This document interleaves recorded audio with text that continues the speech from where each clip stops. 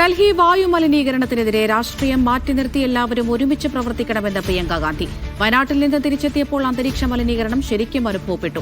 കേന്ദ്ര സംസ്ഥാന സർക്കാരുകൾ ഉടനടി നടപടി സ്വീകരിക്കണം.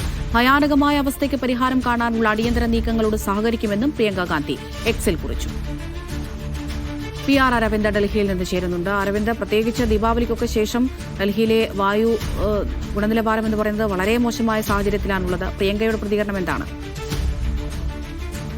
അമൃത, വയനാട്ടിലും ബീഹാറിലും സന്ദർശനത്തിന് ശേഷം കഴിഞ്ഞ ദിവസമാണ് പ്രിയങ്ക ഗാന്ധി ഡൽഹിയിലേക്ക് മടങ്ങിയെത്തിയത്.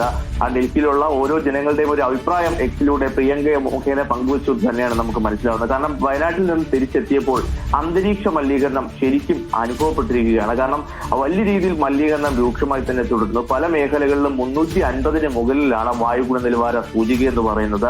എല്ലാവരും രാഷ്ട്രീയം മറന്ന് എല്ലാവരും ഒരുമിച്ച് പ്രവർത്തിക്കണമെന്നൊരു ആവശ്യമാണ് ഇപ്പോൾ പ്രിയങ്ക ഉയർത്തിയിരിക്കുന്നത്. കേന്ദ്ര സംസ്ഥാന സർക്കാരുകൾ ഉടൻ തന്നെ ഈ വായു മലിനീകരണത്തിനൊരു പ്രതിവിധി കണ്ടെത്തണം. കാരണം മറ്റ് ആരോഗ്യ പ്രശ്നങ്ങൾ ഉള്ളവരെല്ലാം വലിയ രീതിയിൽ ബുദ്ധിമുട്ട് നേരിടുന്നുണ്ട്. കുട്ടികളും അതുപോലെ തന്നെ മറ്റ് ആരോഗ്യ പ്രശ്നങ്ങളുള്ളവർക്ക് വലിയ രീതിയിൽ ഭീഷണിയാവുകയാണ് വായു മലിനീകരണം എന്ന്. എന്തായാലും ഭയാനകമായ അവസ്ഥയ്ക്ക് പരിഹാരം കാണാനുള്ള അടിയന്തര നീക്കങ്ങളോട് പൂർണ്ണമായും സഹകരിക്കുമെന്ന് കൂടി ഇപ്പോൾ പ്രിയങ്ക വ്യക്തമാക്കിയിരിക്കുകയാണ്. കഴിഞ്ഞ ദിവസങ്ങളടക്കം ആശുപത്രിയിലേക്ക് എത്തുന്നവരുടെ എണ്ണത്തിൽ വൻ വർധനവുണ്ടായിട്ടുണ്ട്. ശ്വാസകോശ സംബന്ധമായ ആരോഗ്യ പ്രശ്നങ്ങൾ നേരിടുന്നവരുടെ എണ്ണത്തിൽ ഒരു വർധനവുണ്ടായിട്ടുണ്ട്. 4 വീടുകൾ എടുത്താൽ തന്നെ 3 വീടുകളിലും ഒരാൾക്കെങ്കിലും മലിനീകരണം കാരണം പ്രശ്നം ബാധിച്ചിട്ടുണ്ട്. അപ്പോൾ കൃത്യമായ ഇടപെടൽ സർക്കാരിന്റെ ഭാഗത്തുനിന്ന് ഉണ്ടാകുന്നില്ല എന്ന വിമർശനം കൂടി തന്നെയാണ് എക്സിലൂടെ ഇപ്പോൾ പ്രിയങ്ക പങ്കുവച്ചിരിക്കുന്നത്. കഴിഞ്ഞ ദിവസം ആ കൃത്രിമ മഴ പെയ്യിക്കാനുള്ള ശ്രമങ്ങളെല്ലാം ഡൽഹി സർക്കാരിന്റെ ഭാഗത്തുനിന്നുണ്ടായിരുന്നു. പക്ഷേ അതെല്ലാം പരാജയപ്പെടുന്ന ഒരു സാഹചര്യമാണ് ഉണ്ടായിരിക്കുന്നത്. ഇതുകൂടാതെ ചില നിയന്ത്രണങ്ങൾ BS3-യിൽ താഴെയുള്ള ചരക്ക് വാഹനങ്ങൾക്ക് ആ ഡൽഹിയിലേക്ക് നിയന്ത്രണം ഏർപ്പെടുത്തിയിട്ടുണ്ട്. ഇതെല്ലാം മലിനീകരണ തോത്